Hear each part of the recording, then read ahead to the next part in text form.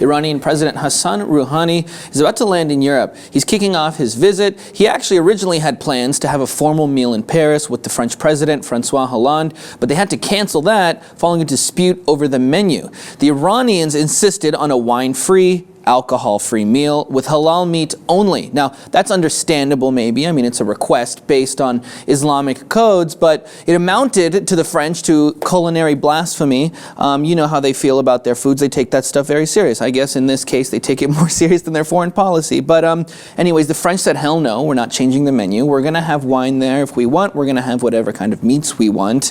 The Iranians said, we can't do that. We were not going to do that. So they actually came in and they said, well, look, let's meet halfway. The French said, let's make a breakfast. Let's have a breakfast. We don't need to drink. We don't have to get drunk during breakfast, right? Because you have stuff to do. So they're like, no, we're not doing that. The Iranians say, it's too cheap. We wanted a formal dinner. No way. So they completely declined. And now they're just going to settle with a face-to-face, sit down, a quick chat on Tuesday instead of a formal dinner. Now, that could maybe change some things, you know. Instead of a nice formal dinner, you have more time to talk, maybe feel the mood a little bit. They're not going to do business now because they can't have dinner? Nah, this is just a funny little hiccup, I think, in this whole thing. But here's a little quick list. I did a little, I looked into what exactly is and isn't halal, according to some Quranic verses. Now, there's the obvious stuff. For example, pork. The French love their ham, so good luck with that. The blood. Beef tartare, hello. So you can't like have anything that's really bloody. You can't have pork. Intoxicants, alcoholic beverages, no. That's a big no-no.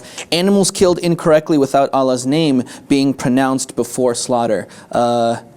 Don't think any of those meats, you know, no one said Allahu Akbar before they threw those escargot in the broiler. Also, animals slaughtered in the name of anyone but Allah in general. None of those things are halal, and I have a feeling nothing on that menu potentially would have fallen under the halal category. I mean, whose bright idea was it to have dinner in the first place? Look, the French are known for being really nationalistic people. Do you remember their burqa ban that that went before the French National Assembly, where 335 to 1 voted in favor of the ban? And the French, they have this concept of a secular state, and the burqa, for example, is a violation of their secular state. They pride themselves in their secularism, and so I could understand how this would be greatly offensive to them and their nationalistic secularism, if you will. They don't want to seem like they're bowing down to anyone, I guess.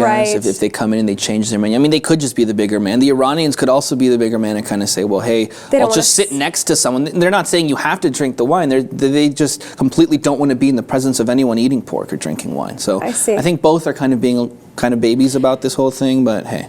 Does this not look like to you the perfect metaphor for the larger scene of political events that are surrounding this entire situation? Yeah, we're opening up.